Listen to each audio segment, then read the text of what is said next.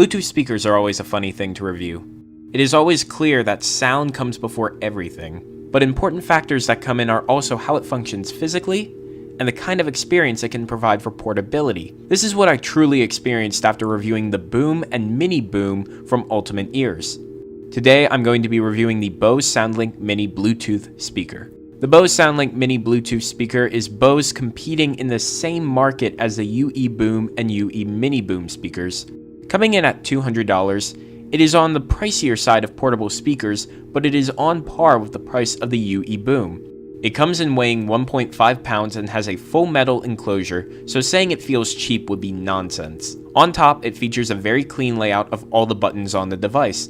My one complaint about the buttons is that the volume control buttons are the only non-recessed buttons and the others feel rather soft in comparison. I would have preferred them to be a bit more clicky just to give them some better feedback. Now this is a Bluetooth speaker, so how does it wirelessly perform? You can easily connect to this speaker using a smartphone, tablet, or Bluetooth enabled computer. It can remember up to 6 devices, so that way you don't have to constantly pair them to this speaker. And it gets a range of about 30 feet, which is a pretty normal range for a Bluetooth speaker like this, but not as far as the 50 feet on the UE Boom. And when playing completely wirelessly, the battery can last you up to 7 hours, which again falls short of the UE Boom's 15-hour battery life. But you can also power the speaker through AC adapter either on the side port or using the charging cradle, which I really liked.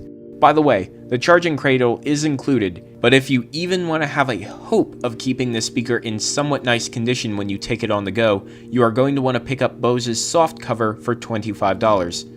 It provides rubber coating so that way your speaker won't get scratched up, and it comes in some cool colors. I'd recommend them even if you aren't too sure you are bringing it out.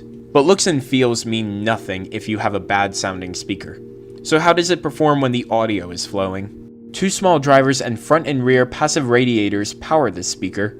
Putting it through my now standard audio test to test highs, mids, and lows using Lindsey Stirling, Coldplay, and Imagine Dragons, and comparing it to the Bose Companion 2 Series 3 speaker system, this is one amazing sounding Bluetooth speaker. The highs and the mid ranges were pretty on par with the Bose Series 3 speaker, but the lows were very impressive.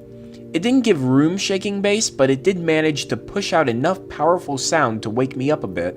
I was kind of surprised that this portable speaker could achieve better sounding bass than a desktop speaker system, but considering the Soundlink Mini has a price tag $100 higher than the Series 3 speaker system, you would expect some quality on top of the fact that this is already a portable speaker. Now looking at the speaker as a whole, I think it is a great portable speaker.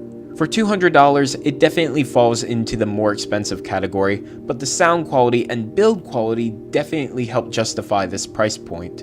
Now, in my ongoing list of favorite Bluetooth speakers, where does this stack up? Well, it doesn't knock the UE Boom out of first place, even though it is better in a few ways. The sound quality seems only marginally better than the UE Boom, but the Soundlink Mini is able to produce great sound going in one direction. The build quality feels very industrial, and the look is absolutely great as well.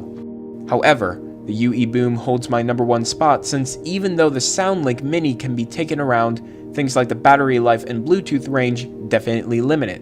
There isn't a great app that you can use with the Soundlink Mini to control volume or see battery life like there is for the Ultimate Ears. And without any real kind of water resistance and needing to get the $25 case as an extra, I just wouldn't feel comfortable taking this outside of my studio. But listening to it indoors and having multiple charging docks throughout my house would be incredible. It may not be one to compare with a dedicated sound system, but using it with my MacBook Pro was great. If Bose can just find a way to get this kind of sound into a speaker design that can take on some dirt and water, then we will have a conversation about a new favorite of mine.